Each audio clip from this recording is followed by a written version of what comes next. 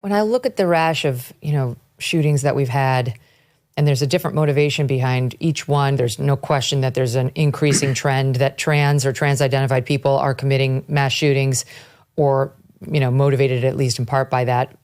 The assassination of Charlie Kirk appears to be the entire motivation. I'm not sure what led to that number of young people on college campuses, 34% thinking that it might be okay to use violence to stop somebody from coming on campus. Like, if you ask a different person, you get a different answer. Alex Berenson will tell you pot has got a lot to do with it. Like, today's pot is seriously, deeply dangerous, and it's being abused. The trans thing is obviously an ongoing theme we've seen in place after place. Some people now focusing in on video games and platforms like Discord in the wake of the news that Charlie's assassin was obsessed with that. And so was, I think, the guy who committed the Ascension murders in Minneapolis of the children in the school church.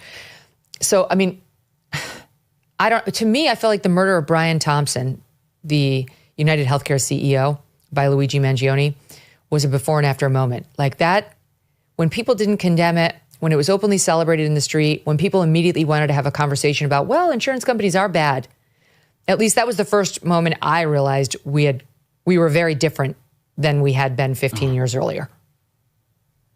I mean, the response to Charlie Kirk's assassination, we shouldn't forget about it. And in fact, we should think about it more, because it wasn't just the blue-haired, left-wing radicals in Boulder and Berkeley.